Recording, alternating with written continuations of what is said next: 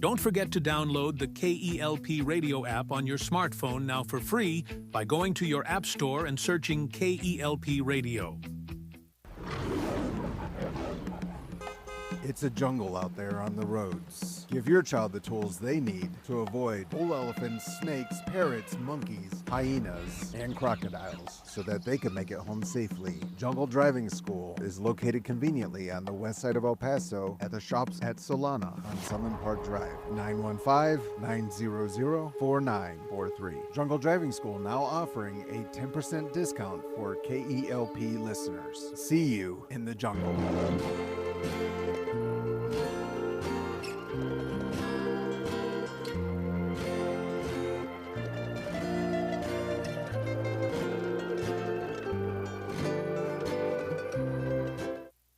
You are listening to KELP El Paso. Feed your mind, feed your soul at 1590 AM, 95.9 FM. Streaming worldwide at KELPradio.com. 915 Talk is a production of Desert Voice Media. You can visit desertvoice.media to learn more. 915 TALK. The world is looking at El Paso. What will we say to the world? From the KELP studio in El Paso, this is 915 Talk. And now your host. Good afternoon, beautiful citizens of the borderland. This is 915 Talk, and once again, I am your host, Andy Frecka, and today we are broadcasting from the heart of the world's largest borderplex. We're here at the KELP studio in El Paso, and today we have the distinct privilege of having Mac Daddy Del Norte on the board. Mac Daddy, how you doing this afternoon? Hey, Andy, I'm doing pretty good. How about yourself? Oh, I thought you'd never ask. I must confess my vocabulary is painfully poverty-stricken. I'm unable to describe the wonder and joy that I experience each and every weekday afternoon as we continue on this educational journey, as we learn to love our city. Oh, yeah. Right? Love our neighbors. Give God all the glory. Amen. So I think education, we are on an educational journey, and we're going to be talking a little bit about education today. Okay. Right? Sounds cool. Yeah. We're going to be learning about learning. Learning about learning. Love that. So we've had a few educators with us, right? Right? Yeah. So yes, yes. Oh, we are Christian radio, so we've had a lot of Christian schools. We have. Yeah. That's right. Oh, and we had Every Little Blessing Preschool. Remember them? Oh, I do. Yeah. They serve all kinds of kids, but especially those with special needs. They're over there on El Paso's west side. We had the chair of the UTEP engineering department. Yes, that's so true. Dr. Roger Gonzalez. We were talking about AI and prosthetics. That was a lot of fun. It was. You know who we've never had, Mac Daddy Del Norte? Who's that? We've never had anyone from a local school district. And this is episode, I believe, 298. Oh, yeah. wow. Yeah, so this is a lot of fun. And I was trying to remember today I do remember. We had someone come in, and they're like, you got to have this guy on. And I'm not going to mention their name because they probably know. but they're like, you have to have him on. And I reached out. I looked at his bio. I was like, oh, man, this is interesting. So very often in this program, we say our guest is a true son of the borderland. Okay, right? Yes. Okay, so he's not from El Paso. Oh, okay. Yeah, it's okay. But you said he was forget local. It's local school. That's where he works. Yeah, but okay. He's from the border. He is from the border. Okay. More than I'm from Ohio. Give the guy a break. He's from. Have you ever heard of Piedras Negras? No, actually. See, that's the thing. That's why we have this educational journey. I need to get out more often. It's right across the street from Eagle Pass. A lot of people have heard from Eagle Pass. That's where he was born, and he's now the superintendent. We're going to fill in the blanks here. Okay. But now he's the superintendent of Canutillo Independent School District. Okay. It's rated one of Texas's finest school districts. Wow. Right here in the El Paso area. So we're going to learn about his journey, a philosophy of education, all those fun things. So without further ado, let's give a very warm Borderland welcome to the one, the only, Dr. Josue Borrego.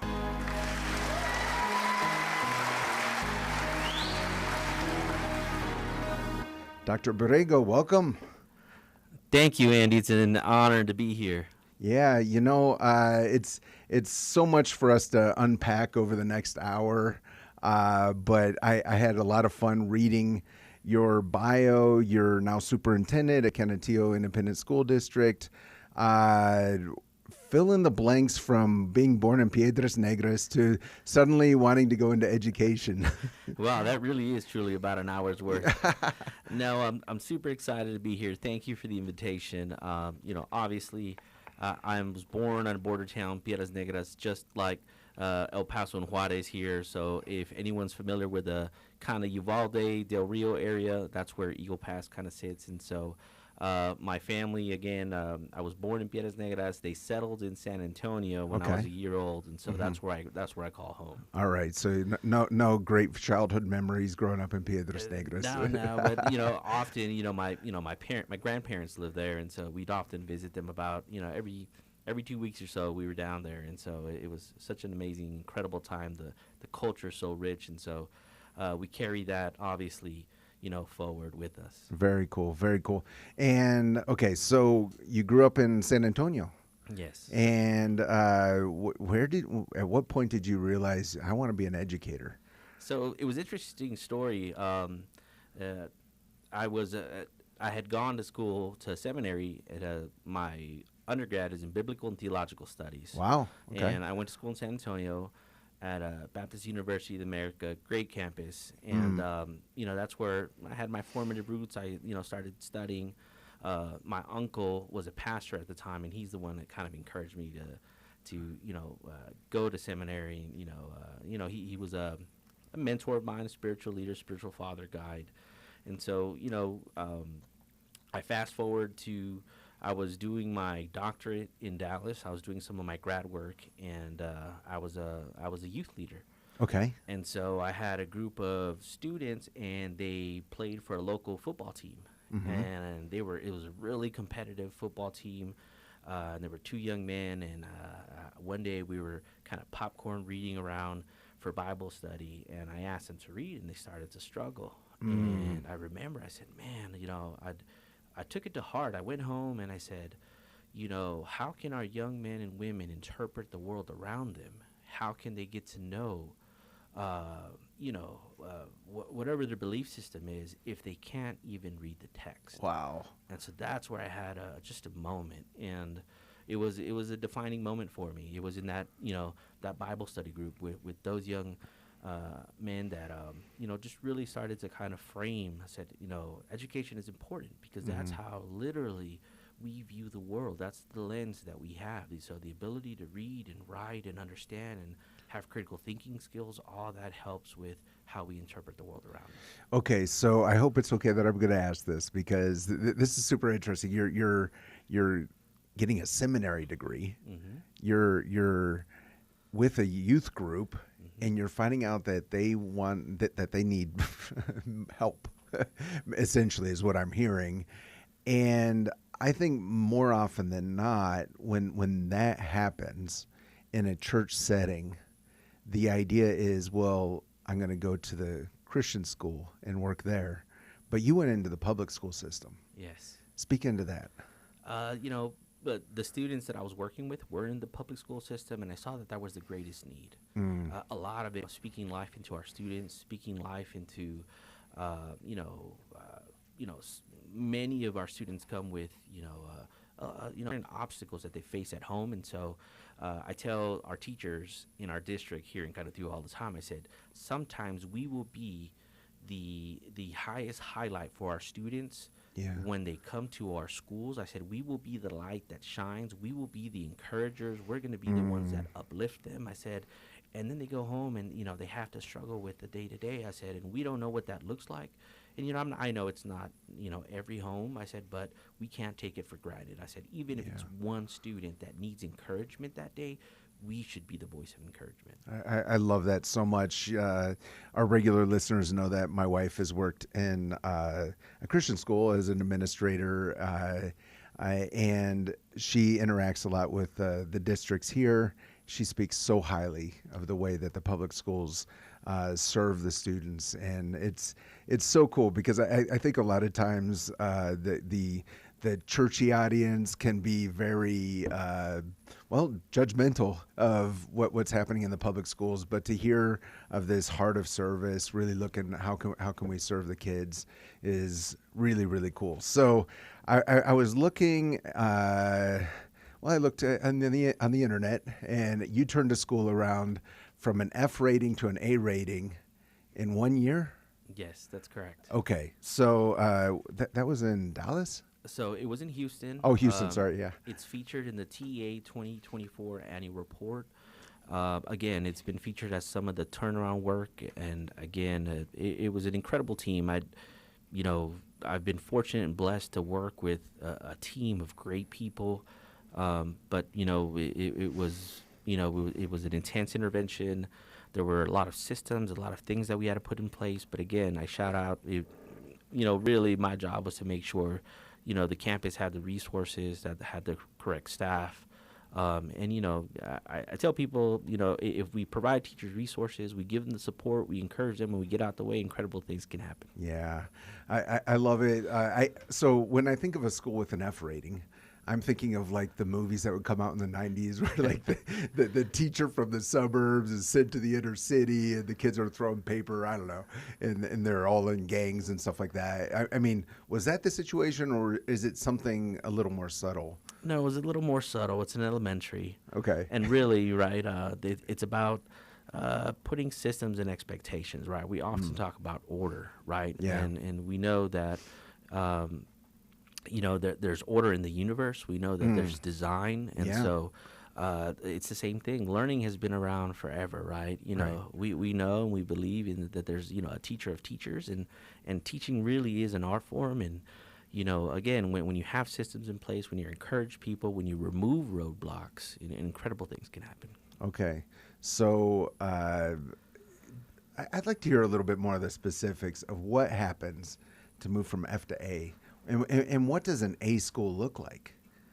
So really, the state, gives you, they take the STAR assessment. They look at, the different, you have reading, math, science, and it gives you kind of a composite score. It looks at your population. They compare you to other like campuses. And so, it's really just a snapshot of a point of time of your students and kind of the work they've done throughout the year and that of teachers have done throughout the year. And so it's a measure. Again, I always tell people, standardized testing does not represent the whole student. It is a snapshot in time. It's like a Polaroid, and it just kind of measures from beginning to end. And so, like the day to day, right? Again, I think it all starts with leadership. I think when we when we look at it from the lens of Nehemiah, right? What did he do when he was building the wall? He appointed people that he thought were capable. Sure. That had leadership acumen, and so you have to find the right leaders. And so in Houston, we found the right leaders. We, again, equipped them. They said, hey, what are the obstacles that we see at this campus? Oh, we don't have enough certified teachers, or these the schedule's not correct, right? Teachers don't have enough planning time. And so oftentimes it's like looking at the master schedule, seeing how it flows. Does it make sense for students, right? When you're creating your master schedule, students need, our students' needs need to be at the forefront. How are we going to position them to succeed? And then, giving our teachers, giving our leaders, it was like an explicit playbook, right? If you watch football, that coaches walk around the sidelines, they have X's and O's. And so, we train on that playbook day and night. And so really that's kind of the day-to-day that, we did. So I love the comparison to Nehemiah, the idea that there has to be leadership, there has to be organization. It's interesting, schools, running a school is very different now as it was compared to when I was growing up anyway. When I got in trouble at school, I come home and I get in trouble again. I think a lot of times anymore it's the kid gets in trouble at school and then the teacher gets in trouble with the parents. What is your view on, kind of that partnership with parents? So, I think it's one of the most important relationships that we have, that really it's, I think, and I know I don't speak, globally, or, I know I'm kind of spreading a wide net here, but I think, recently there's been districts have been pitted against parents. And we actually want the same thing, especially when you have the right leaders in place. Yeah. We want our children to grow. Right. We want our children to excel. We want them to do even better things than we've done, right? That's the whole purpose, that we encourage and we challenge students and say, hey, like, you have to go to school and you have to do well and you have to do these programs. And I think, there's lately I've seen a narrative that says, hey, districts are hurting children, or and really the people that are in the work day to day, they embark in that work because they want to make a difference. Right. They're looking to make an impact, and I think that's the connection point that we have to our families. Said, hey, Right. we're in this together. Sure. And often, and districts, we're not immune to it. We're not, I'm not going to say that we're without some fault. Sometimes our communication could be better. Sometimes, there are things that we can improve as districts to extend of olive branch to families. Sometimes families just have questions or, just a different set of circumstances, and they're looking for answers. And so we need to make ourselves more accessible and also understand that our customer service needs to be there. Yeah. Well, we could all grow. I think, I know right now we have parents listening over in Canutillo, all over El Paso, southern New Mexico. If you could maybe send out a call to action to parents on how, because again, I think the parents are looking at the school. Well, the teachers need to make the school better, the administration, whatever. How can the parents make the schools better? So it's interesting, right? I tell my teachers and, my leaders that, when we have meetings, I say, the grass is greener, not on the other side. It's greener where you water it, right? And so when you maintain those relationships, and when we as a district, again, give parents their rightful place and treat them, as we should, with respect and listening to their concerns, I think, you start to have a dialogue. And that's really, I tell my leaders, leadership maturity is measured in the ability to listen without bias, to be able to make a great decision for our students. Right. Okay. Yeah, I I find it's I guess mildly amusing. My youngest just graduated from high school, but you look at these years and it can be so emotionally charged. I think parents really want a perfect situation for their kids, and I believe most people who work at schools actually want the best for kids too, and for us all to remember that we're all on the same team is kind of what you were saying. Absolutely. Yeah. If you're just joining us with Dr. Josue Borrego, he's the superintendent of Canutillo Independent School District. He's new here in El Paso, so I'm sure we'll talk about that a little bit. But we do need to take a break. Before we go into the break, this is your daily reminder that 915 Talk is a production of Desert Voice Media. The website is just that, desertvoice.media, and you can find this or any previous conversation there on the site or on your favorite podcast platform. I know a lot of folks will just catch parts of the conversation on the radio, so you can always catch the whole conversation later in podcast form. Thank you to each and every one of you who join us on this educational journey. We're talking about education today, so that's fun as we learn to love our city, love our neighbors, and give God all the glory. We're going to go into a break. Do not touch that dial. We'll be right back. Don't touch that dial. 915 Talk is listener supported and is a production of Desert Voice Media. That's right. It's people just like you who make this program possible. Together with Desert Voice, you can learn how to better serve our neighbors and pray for our community. To become a Desert Voice Media partner, you can visit desertvoice.media. That's right. That's the website, desertvoice.media. Take a look and join us today in reaching our borderland for Christ. This is Pastor Steve Castrita. I'd like to extend the invitation for you to join us in service every Saturday at 5 p.m. at Redeeming Grace Church, El Paso. We are located at 2400 George Dieter inside Iglesia Philadelphia. We're a young church on the east side of El Paso with no smoke, no lasers, and no gimmicks. Just the uncompromising Word of God and a call to win the 915 for Jesus Christ. We'd love to meet you and your family. God bless you, and thank you for listening to KELP. Have you ever wondered what it might be like to connect your Sunday faith with your Monday work? Hi, my name is Tiffany Etterling, and I'm the host of a brand new program right here on KELP called the 323 Podcast. Colossians 3:23 says, "Whatever you do, do it as unto the Lord." Through stories and conversations with business leaders and difference makers, the 323 Podcast equips listeners to honor God in the way they lead, create, and serve. Because in everything we do, our work can reflect the one we serve. Join me each and every Saturday morning at 10 a.m. for the 323 Podcast, right here on KELP Radio. 915. Testify.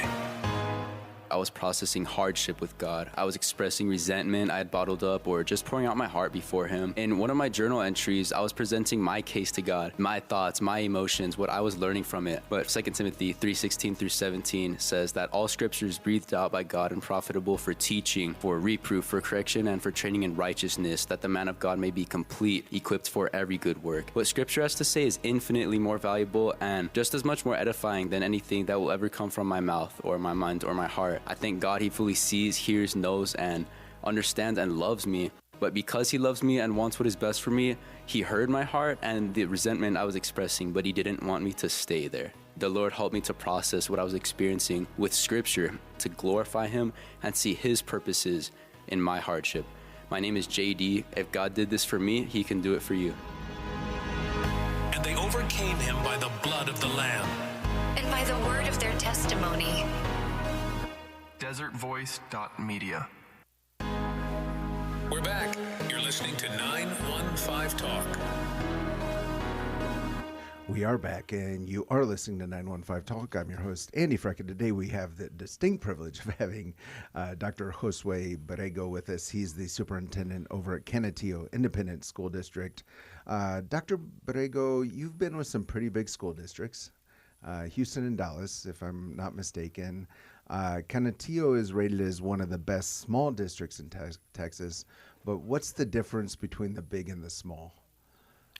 So really, what I really like about Canutillo is that we're able to be more responsive to parents' needs, right? Because we're smaller, it almost has that private school, private district type atmosphere. And it lets us have, engage with parents more. There's more face-to-face with parents, more interaction with the community. Obviously, when you're in charge of, in Houston, I was overseeing 43 schools at one point. And so I'm able to make more relationships and really understand, right, why, certainly, hey, we'd like this program at this school. And I get to understand the context and have that conversation. Yeah. And again, I love having those type of conversations. Hey, I tell my team, my idea may not be the best idea. I said the best idea that helps our students the most, that's the one that wins. Right. Okay. So you go from overseeing 43 schools, you come into Canutillo. It's according to the internet, that's my source. You're a rising star in Texas education. So with that in mind, why Canutillo? So, when Canutillo became available, one of my mentors, he's from El Paso. He's a former Army Ranger. And again, he mentored me, counseled me. He said, hey, there's this great district in Canutillo. It has a lot of rich history, great culture. He said, you should really look into it. He says, there's some, fantastic, leaders there. You should go and you should, throw your name in the hat. And really, when I started doing my my own research, and I saw that this right on the border, the makeup of our students, I said the opportunities. I said, hey, I think my skill set fits kind of the needs that I'm seeing. And I said, if I ever had an opportunity to lead a district of students who, again, we share a lot of cultural similarities. Born on, brought the culture from that border of Eagle Pass, Piedras Negras. I said. My parents had, constantly pushed us into higher education. And so those were the same things and similarities that if I get an opportunity to lead a district that looks like me, talks like me, and eats the same food as me, I want it. All right. Yeah, that's super cool. You're talking about the rich culture that we have here in the border, which, as you said, you grew up in. What are some of the challenges? I mean, maybe a bilingual education or serving those students who are just learning English. So really, that's the opportunity we have, right? Anytime students struggle, it's not a challenge; it's an opportunity. That's right. and so really, they're developing that muscle, right? They're developing we call it that grit. And, we know that skill set will serve our students over, the course of their life. And so really what we're after here, when we see bilingual students, they're able to code switch, they're able to talk and think in both languages, sometimes read and write. And so we want to develop that because we also know, right, when you study the Bible, right, there's a lot of Latin and Greek, and so it kind of gives you a leg up to know an extra language. And so that is a superpower and actually not a deficiency that our students have here. Yeah. That's super cool. And El Paso, the most bilingual city in America. That's right. I think it's definitely something we can be proud of. I like how you called it an opportunity rather than just a challenge. You kind of, I feel like you touched on this earlier, but student engagement and even parental engagement, we can talk about both of those, but I think in some areas that there's an issue with chronic absenteeism. I don't know if that's something that happens in Canutillo, but in the TikTok age where everyone's getting a dopamine rush every 15 seconds, how do you keep students engaged if their parents aren't really present?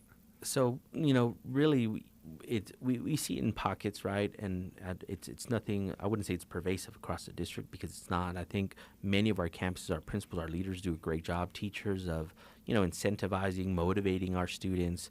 And again, it's about that community, right? If we create a culture where students want to come to school, where they find our lessons engaging, where they're able to, to fellowship with their peers, and they're able, to have good relationships with adults that care about them and encourage them, I think you start building that culture. And so, again, I'm not saying we're perfect. We have a few things to work on. But again, it's about, providing those opportunities for students that, hey, we have recently we started working with a robotics program and, help and support and ramp up that program. We have some phenomenal teachers and leaders that are, investing in our students in engineering and robotics. And so, again, providing just a variety of possibilities for our kids. And when you do that, and you do that in a good spirit, I think it really helps. Yeah. Yeah, it's difficult, like I kind of referred to I believe, to compete with TikTok. And that's probably not just getting them into the school, but staying attentive during a lesson. I had a hard time, and we didn't really even have the internet back then. But it's cool to hear about the robotics program. And it sounds to me like, with robotics, you have the chance to really grow in Canutillo and not just have a baseline. Yes, absolutely. And so that's what we're looking for. Right now, I can tell you some of the other programs we're looking at. Some drones. We're looking at starting potentially having a you got to be careful with those around here. Yes, absolutely. I hear. I don't want to delay anyone's flight, right? And so, but it's a dynamic opportunity. As the area continues to grow, there's going to be a need for drone footage, different opportunities, and absolutely in building and with some of the construction companies and engineering companies, and so. Again, we have some really cool programs. We're looking at we're current talks with it's a flight school. Okay. And so helping our kids, putting them on we know there's a big push for aerospace, and so we're trying to we heard the mayor and he said, hey, we're bringing aerospace to El Paso, and so we're doing what we can to make sure we set up our kids to be able to hit some of those opportunities. Wow. Did you just say Canutillo Independent School District is going to have its own airplane? Well, no. we want our own pilots, right? That's how rumors get started. I'm kidding. And I got to shout out one of my trustees. He's actually the one that gave me this idea. He's very creative and dynamic, and so just want to give him kudos for helping us push the envelope. Okay. No, that's super cool. Robotics, air flight, drones, and I think those things that you're mentioning are generally considered to be something for, I don't know, a private school, a very specific school. I don't know, not for, I don't know, those who are just going to public school. So that's super cool to hear. With that in mind, on this program, we'll have homeschoolers come in, talk about that. We'll have, of course, Christian private schools, just all types of schools come through. what is the argument to not go to private school, not be homeschooled, but send your kid to public school? And so really, for public school, I think, most of the times we get caught in a single experience, and sometimes we can't get beyond that. Okay. We know that, every day when we interact with people, they're not always going to maybe treat us the right way. Right. We may not get the Chick-fil-A experience everywhere we go. And so I think that's kind of the baseline. But that obviously doesn't give us a pass as a district to not improve. And I think as we continue to build relationships, as we continue to understand what it is parents, want and need, and, again, as we take that feedback and implement some of that feedback, then we start making inroads and saying, hey, many of the times, I think, either homeschool or private school is because they feel their child isn't getting something. And so really it's about having an open door policy, listening. What I can tell you about public school is that it helps, we do it, and again, all public schools in the area do a great job with our different our bilingual populations, our SPED populations. When you support public schools, you are supporting the majority. And so I encourage families to say, give public schools another opportunity. Oftentimes, you just have to make the right decision of, hey, I don't, maybe this school is better for my student. I like these teachers, these leaders. And so, do your homework on the principals, do your homework on, what new programs, what new offerings for students, save your private school money, right? We can get your student to college as well. Recently, we had 2 of our Canutillo students graduate from medical school, Texas Tech. Yeah. We had students go to Harvard, Yale, some of the most prestigious schools in the country. I said, so we are producing great results with our students, and it's in partnership with our families. That's so cool. Again, if you're just joining us, we're with the Canutillo Independent School District Superintendent, Dr. Josue Borrego. Truly enjoying this conversation. We will continue, but first we have Charlie 1 on the phone. Charlie 1, what are you seeing out on the roads this afternoon? Few things right now, and first of all, Andy, I'll go to the Valley, Alameda and Whittier. PD dealing with a crash there. That's Alameda and Whittier. Downtown area, Delta and St. Vrain, we have a crash, so caution there. That's an active scene there, Delta and St. Vrain. Where are we tapping on the brakes? I-10 East at McRae. Busy traffic here, especially because we have a stall car on the right shoulder, but there's shoulder activity there, and there will be some looky-loos going down. I-10 West, Paisano to Spaghetti Bowl through that Juarez Port. Stacked up traffic right there. It always stacks up right there going to that Juarez Bridge. I-10 East, Piedras through Spaghetti Bowl area.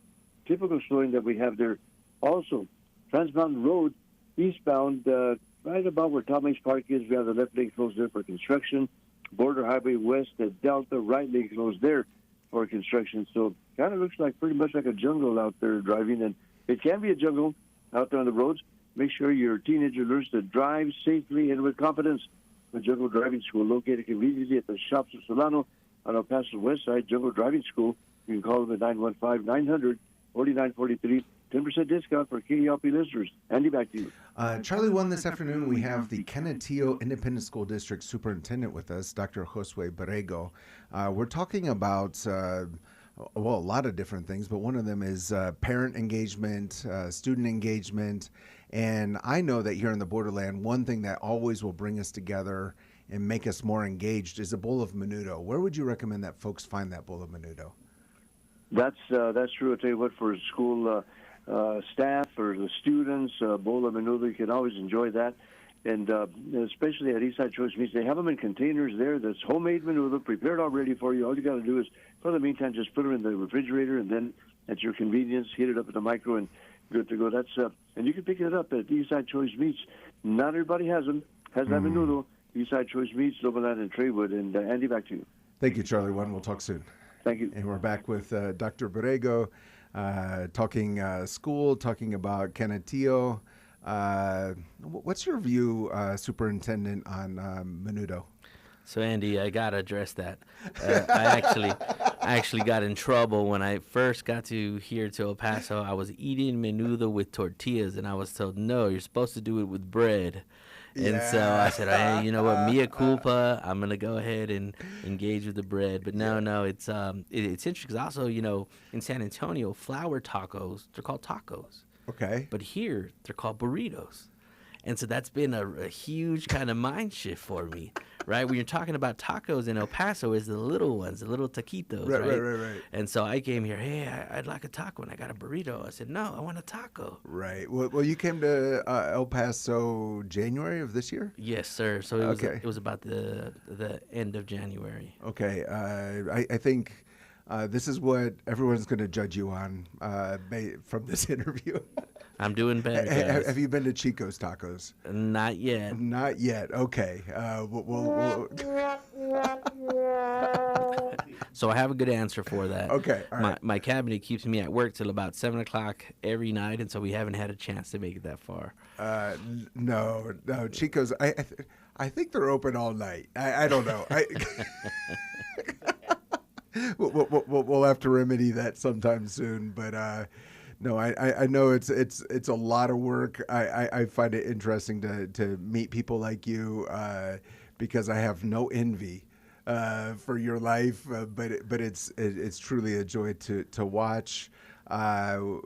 You grew up on the border. You were in San Antonio, originally from Piedras Negras. We talked about that earlier on in the program. Coming to El Paso, other than bread with menudo, any other cultural things that kind of popped out to you? So I really enjoy. I tell people El Paso's eclectic, right? There's so much to do here, and I really enjoy it.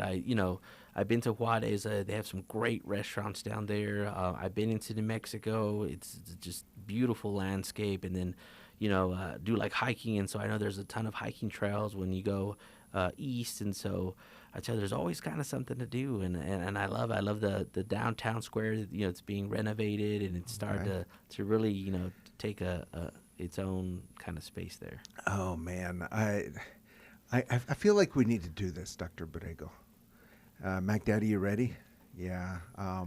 Pop quiz, rapid fire questions. Okay. And we're Christian radio, so we do believe in right or wrong answers. All right. But also as a Christian station, we try not to be judgmental if you give a wrong answer. So without further ado, Mac Daddy, cue up the lightning round. Lightning round. Okay, I wasn't planning to do this, but you started talking about how much you're loving El Paso. So here we go. First question. It's a question you're asked when you go out to eat. Okay. It's a culinary question. Okay. The question is this: red or green? Green. That is correct.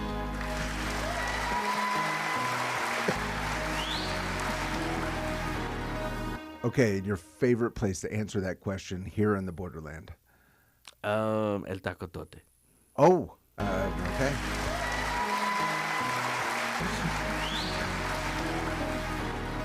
See, this is why he's a superintendent. He does good with the pop quizzes. All right. So let's say you have someone coming to visit you. They've never been to El Paso before. You want to impress them with your new community. Where is a place that you will take them to impress them that's not a restaurant? Impress them, that's not a restaurant. I'm a foodie, so I love foodie. No, we cut out the food because that's what everyone's going to say. They're going to say L&J's. But so really the pass. So in San Antonio, it's completely flat land. It's an engineering marvel, the pass, and you're able to go and oversee the city, and that's where I Trans Mountain. That is correct.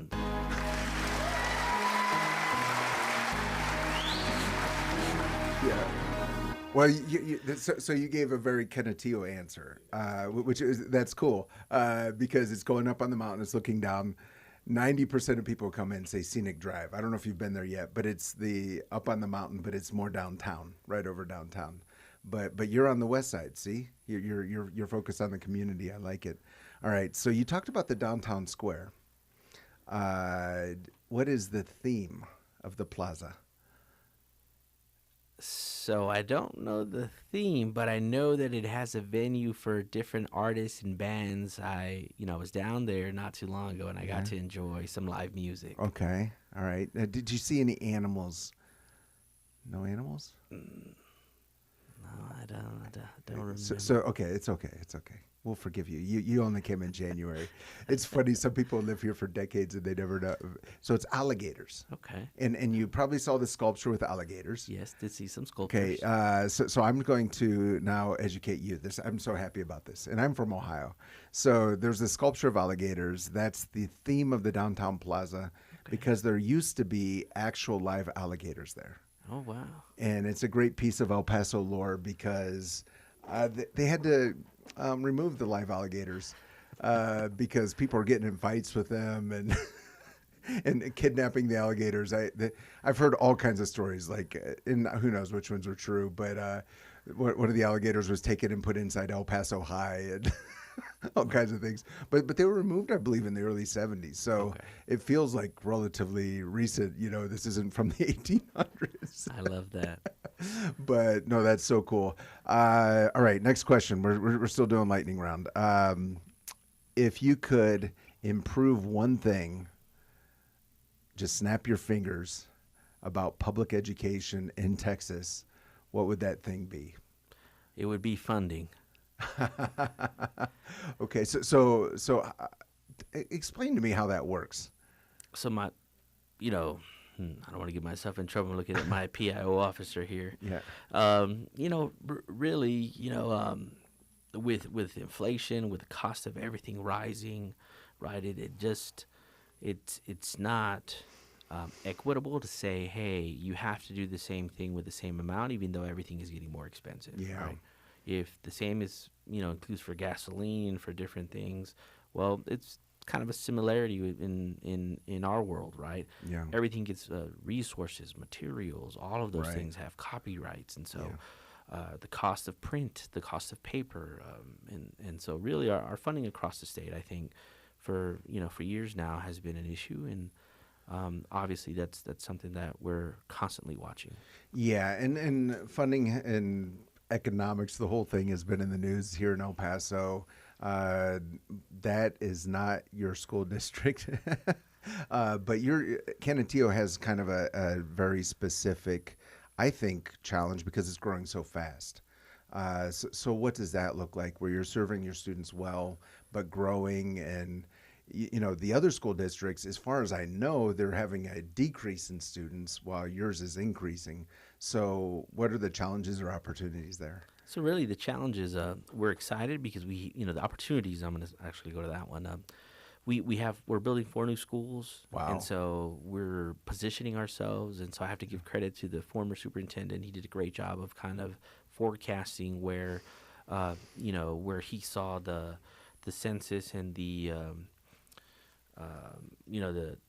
study they did. And so he was able to kind of pinpoint, hey, this is where Canutillo is growing, and so we need to build on that, right? Yeah. What is it as that changes, the needs and wants for our families also changes. So we have to be sensitive to, hey, this is the evolving need of our families in Canutillo. Right. And so we've already, we're working on the structures, and now, we have to work on the programming and also the customer service part. Right. Wow. So you're building 4 schools right now, school buildings. Yes. And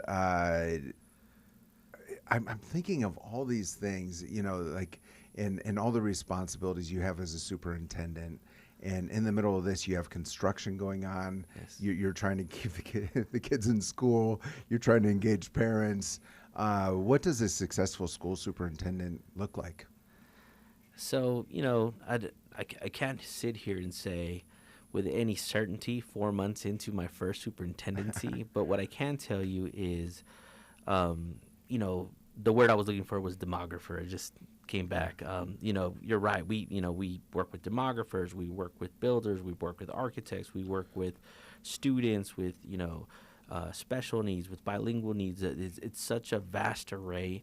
And really, I'd say a successful superintendent is a listening superintendent, right? I think that's, really genuinely listening to the community and saying, hey, I don't have all the answers, but together, right? I think about the power of groupthink. Yeah. I tell my cabinet, I said, hey, my idea may not be the best idea, but the best idea for our students wins. And I think when you put students first, when you listen carefully and truly, not only just to listen, but also to act, right? Because parents will give you feedback, but now you have to take that feedback and say, hey, what are we doing to meet this need? Right. That's where you start seeing, and obviously a superintendent is someone who's able to bring groups of people together for a common purpose. Okay, so a successful superintendent is a listening superintendent.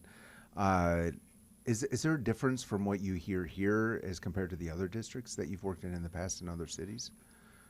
It's pretty similar, right?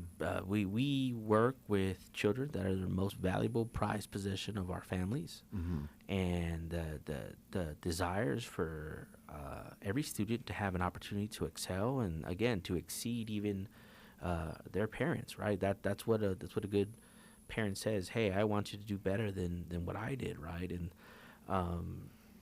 really, I think even though we are regionally separated from other major cities, the core is still the same. Opportunities for children, because we are essentially competing in a global marketplace. Right. Yeah. Wow. Sounds high pressure, but you seem relaxed and ready to listen. I like it.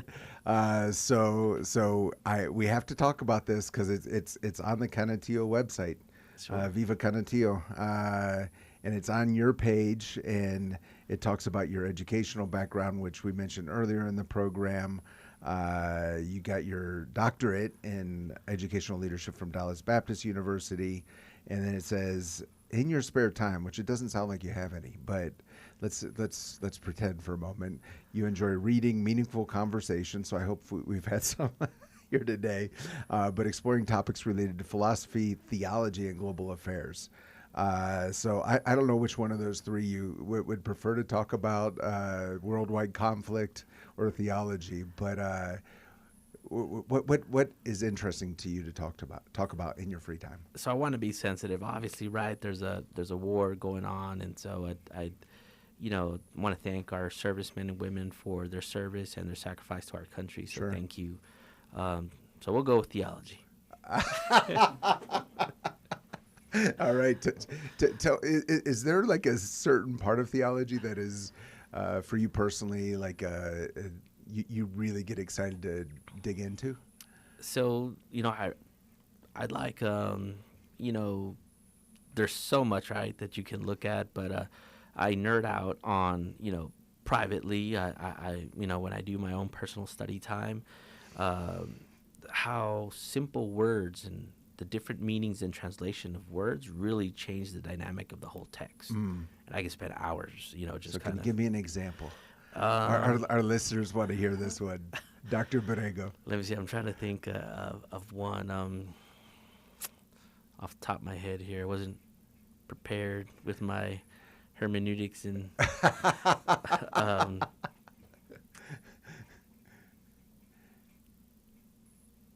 so I think there's a scripture that I could think about, right? My people perish for lack, some versions say lack of understanding, lack of vision. And so that's where that word changes, right? Right. And understanding and vision. Yes. And so the same applies to a district, right? We're talking about forecasting. What is it, where's the district headed? Where is that long range planning, right? What are the goals and things that we're trying to achieve? And I think really it's talking about, when you're forward facing, what is it? What being able to articulate where it is you're going, right? And I think that's what the scripture kind of mentions, right? My people perish for lack of vision and understanding, and So what you're saying is in the context of the district, it's everyone needs to know where we're headed. Yes. Okay, so where is Canutillo headed? Where will it be 5 years from now? How will it be different? So we anticipate, right, when we looked at the demographer with his study and the census, there will be about 8,000 new homes on the west side. So we anticipate, right, for every home, it's about 0.7 students. Okay. And so what does that look like, right? Having... That was me in high school. I was like a 0.7 student. But you're doing well now, yeah, Andy. Thank you. God's grace has been good to you. Amen. You can't imagine. And so, Canutillo, again, you heard it here first. I've been working with my communications team, working on a kind of a slogan and saying, so it's not quite fully prepared, but I'm going to give it to your audience today. All kind right. of a sneak peek. Let's hear it. And first, you heard it first on 915 Talk. So, Canutillo, our slogan's going to be, the West Side is ours. Oh. And so, again, I anticipate in the next 2 to 3 years we'll be an A district again. We've been positioning. We hired some great dynamic principals. We've had some wonderful staff. Again, we've done a reorganization, a realignment, a refocusing of priorities. And again, it's only been 4 months, but as we do little by little, I think families and parents are really going to see the tremendous opportunities that we have for students locally. Okay. All right. So the people perish for a lack of understanding. You said understanding and vision. That's translated 2 different ways. Which one's the right way? That's a loaded question. I think it depends on some people swear by that only the King James version of 1969 is the correct one, and so I really I think that question is, I always defer to say, hey, that's spirit led and that's personal, right? Yeah. God will lead you to the answer that He needs you to arrive, and so. Sometimes words mean different things for different people at different times and different seasons of life. And so who am I to put God in a box? Right. And I guess what I'm thinking about, and I haven't thought about that verse in a long time, but really vision is casting a direction, sharing a direction, and when the people see the vision, they all understand it. Yes. And they're joining together in it. And I know that you as the superintendent, all eyes are on you, and it's your job to communicate. What parts of your job in communicating can be difficult, and you have time right now to explain those? Sure. So, reaching, we try the different modalities of reaching via social media. We've talked about, hey, what direction do we want to head with, maybe some billboard or some mail outs. And so really thinking about, hey, how do we get the narrative, right? How do we say, hey, look, these are the things that are reaching. I think having a message that's able to reach everyone, or a method, that's something that obviously, we've been working on. But I think, communication is hard, especially when you have difficult situations. Yeah. Right? As a district, sometimes, we have hard decisions to make. Sure. Sometimes it's life-altering decisions depending on who's involved. And so, but I always say, hey, we stand in front of them and we own it. We own every square inch of that district is our responsibility. Yeah, and the West Side is ours, right? And the West Side is ours. You heard it here first. Can I get a thunder, please? No, I'm just kidding. No, but again, I think that's the hardest part, right? Sometimes no one likes to deliver bad news, but it's incumbent upon the leader to stand in front of it and to explain it and to own it and say how we're going to move forward. Amen. Amen.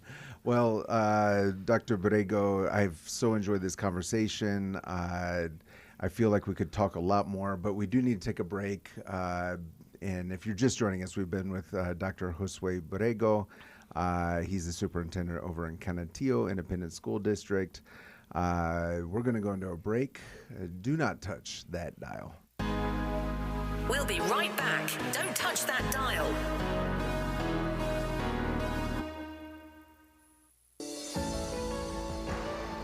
Greetings, KELP listeners.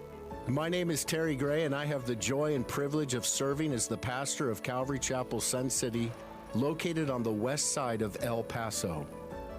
I also have the joy of connecting with the radio audience in the borderland through the Summons broadcast heard each weekday at 5 p.m. right here on this station.